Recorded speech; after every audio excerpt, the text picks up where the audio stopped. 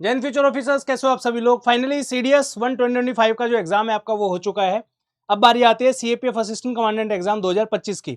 आप में से बहुत सारे बच्चे ऐसे होंगे जिनका काफी अच्छा सीडीएस जो है गया होगा। जिनका नहीं भी गया है दोस्तों, एक अच्छी अपॉर्चुनिटी है सीएपीएफ एसी एग्जाम के अंदर, जिसको आप क्वालिफाई करके डायरेक्टली असिस्टेंट कमांडेंट बन सकते हो। इवन मैं ये कहना चाहूंगा, जो भी सीडीएस के एस्पिरेंट है जिन्होंने फर्स्ट या सेकंड अटेम्प्ट अभी दिया है, इंस्टेड ऑफ फोकसिंग सीडीएस ज्यादा उसके ऊपर फोकस करके आप सीएपीएफ के ऊपर फोकस करिए। रीजन बीइंग, मैंने बहुत बच्चों को देखा है सीडीएस के 6-6 7-7 अटेम्प्ट बैक टू बैक देते हैं, हर बार रिटन एग्जाम क्वालिफाई करते हैं, हर बार इंटरव्यू देते हैं, कॉन्फ्रेंस आउट होकर जो है बाहर आते हैं दोस्तों।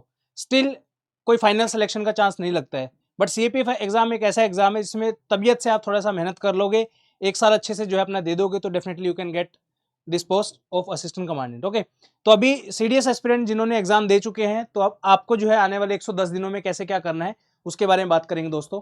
अभी आपके पास 110 दिनों का समय जो है बाकी है। 3 अगस्त को आपका एग्जाम होने वाला है, तो समवेयर अराउंड 110 दिन का जो है टाइम आपके पास बाकी है। सीएपीएफ एग्जाम के अंदर 2 पेपर होते हैं, जैसे आपका सीडीएस एग्जाम के अंदर ओटी के लिए 2 होते हैं और आईएमए के लिए 3 होते हैं। यहाँ पे 2 पेपर होते हैं, पेपर 1 पेपर 2।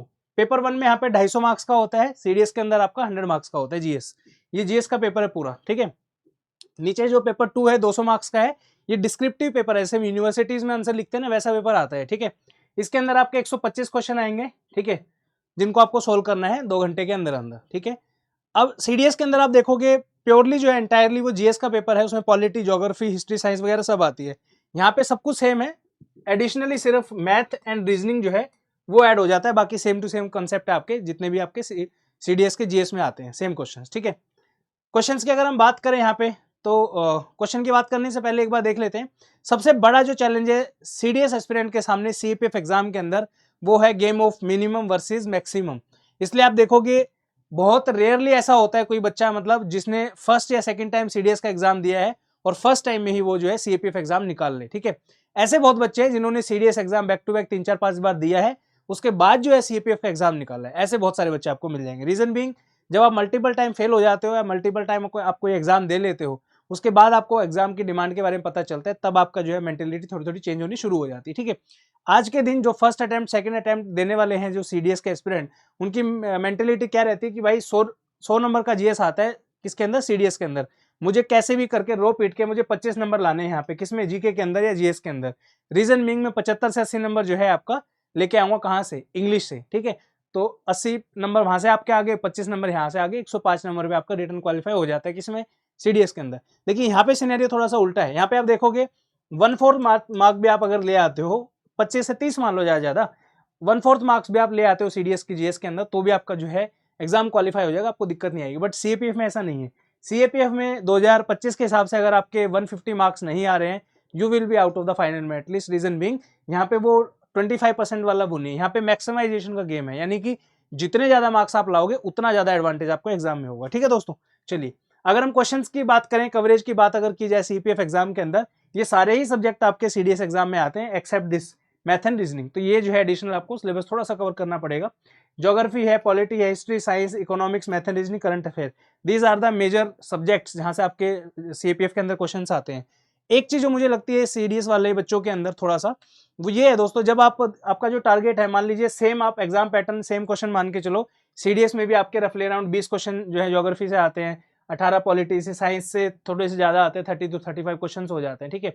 यहाँ पे जो है मैंने देखा है बच्चों को, उनका ये टारगेट नहीं है कि ज्योग्राफी में मुझे 16-17 जो है क्वेश्चन सोल्व करने हैं। रीजन बीइंग, उतना सिलेबस वो लोग कवर ही नहीं करते हैं। उनका क्या टारगेट है कि भाई 20 क्वेश्चन आ रहे हैं, 5 से 7 क्वेश्चन मेरे यहाँ से ठीक हो जाए, 3 से 4 ज्योग्राफी में हो जाए, साइंस में 30 क्वेश्चन आते हैं, यहाँ से मैं 15 क्वेश्चन ठीक करूंगा, करंट अफेयर के 15 से 20 क्वेश्चन आते हैं, 10 क्वेश्चन मैं यहाँ से करूंगा, ओवरऑल मिला के मेरे जो है 30 क्वेश्चन ठीक हो जाएंगे, तो मेरा काम चल जाएगा, मुझे दिक्कत नहीं है। लेकिन सीएपीएफ के अंदर ऐसा अगर आप करोगे तो एग्जाम क्वालिफाई नहीं होगा। रीजन मीन, यहाँ पे मैक्सिमम का जो है आपको सोचना है, ठीक है। वहीं पे जो है आप देखोगे प्रिपरेशन में थोड़ा सा चेंज आ जाता है। कैसे, जब आप सीडीएस के लिए प्रिपेयर कर रहे हो तो ज्योग्राफी में मोस्ट इंपॉर्टेंट 30-40 टॉपिक आते हैं, वो आप पढ़ के चले जाओ, आपका एग्जाम में कोई दिक्कत आपको नहीं आएगी। जैसे कि फॉर एग्जांपल अर्थक्वेक पढ़ लिया, वोल्केनो पढ़ लिया, इंडियन रिवर पढ़ ली, माउंटेन पासेस पढ़ लिए, माउंटेन रेंजेस पढ़ लिए, गिने चुने 30-40 टॉपिक आपके होते हैं। बट सीपीएफ के एग्जाम के अंदर आपको thoroughly word by word, line by line पूरी एनसीईआरटी की बुक थोरोली कवर करनी पड़ती है। इसलिए आप देखोगे काफी सारे कोर्सेज आपने सीडीएस के लिए ज्वाइन किए होंगे, तो कोई भी कोचिंग सीडीएस का खासकर मैं गारंटी दे सकता हूँ चीज की,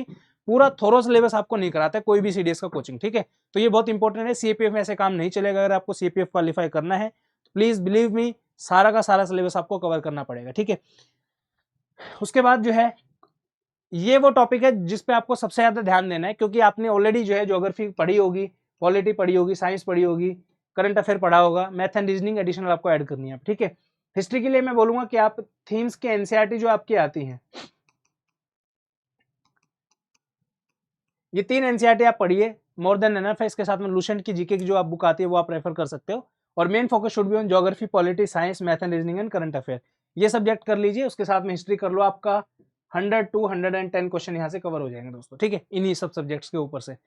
आपको खुद से करना है तो बहुत बेस्ट है, कोई दिक्कत ही नहीं है, ठीक है। अपनी चीजों को, अपने सोर्सेज को रिवाइज करिए, बट सीडीएस के लिए जो सोर्सेज को आपने रेफर किया था उसको आपको बढ़ाना पड़ेगा, सिर्फ उन रिसोर्सेज को पढ़ के काम नहीं चलेगा, ठीक है। चाहे आपने किसी सीडीएस की कोचिंग के नोट्स ज्वाइन किए हों या कोई प्रोग्राम ज्वाइन किया हो, क्योंकि वो इतना डेप्थ में कवर कराते ही नहीं है कि आपका सीएपीएफ एग्जाम क्वालिफाई हो जाए, ठीक है। और उसमें उनकी गलती भी नहीं है, अगर वो सीएपीएफ एग्जाम का सिलेबस कवर कराने लग जाएंगे तो आपको टाइम ज्यादा चाहिए, जबकि सीडीएस एग्जाम हर 6 महीने में होता है। आपको क्या चाहिए सीडीएस के एस्पिरेंट को, कि आज मैंने कोर्स ज्वाइन किया, 2 महीने में सारा सिलेबस खत्म हो जाए, मेरा सीडीएस का रिटर्न एग्जाम क्वालिफाई हो जाए। आपका वो टारगेट ही नहीं है कि मैं पूरा जीएस पढ़ूंगा, उसके बाद एग्जाम कोई भी आए मैं सब एग्जाम क्वालिफाई करूंगा, ठीक है। तो इसमें कोई बुरा मानने वाली बात भी नहीं है, टीचर अपनी जगह बिल्कुल सही है जो भी पढ़ाते हैं सीडीएस कैटेगरी के अंदर, बट यहाँ पे सिनेरियो थोड़ा सा डिफरेंट है दोस्तों, ठीक है। उसके बाद आता है पेपर 2। पेपर 2 में आपके 6 टॉपिक आएंगे, essay, counter argument, report writing, precis writing, comprehension और ग्रामर, ठीक है।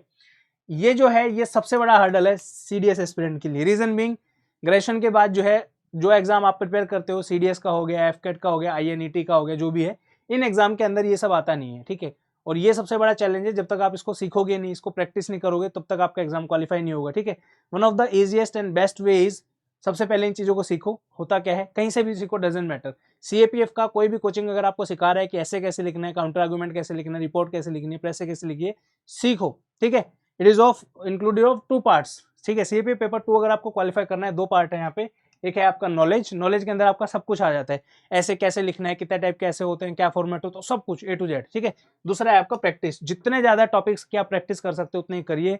आई सिंसियरली रिक्वेस्ट, लास्ट के 110 दिन बचे हुए हैं, इन दिनों के अंदर अगर आप प्रैक्टिस नहीं करोगे एग्जाम क्वालिफाई नहीं होगा, प्लीज अंडरस्टैंड दिस थिंग, ठीक है।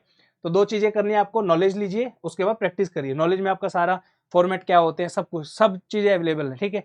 उस अपने अकॉर्डिंग जो है, या तो आप अपने किसी मेंटर को चूज करिए जो आपका बड़ा भाई हो, कोई दोस्त हो जो आपको प्रिपरेशन कराए, या फिर आप डायरेक्टली कोचिंग भी ज्वाइन कर सकते हो। बहुत सारी कोचिंग अवेलेबल है मार्केट के अंदर, आपको चूज करना है कि आपको बेस्ट कौन सी लगती है, जो आपको पूरी चीजें सिखा भी दे, आपके टेस्ट भी चेक कर दे, सब कुछ कर रहे हैं, ठीक है।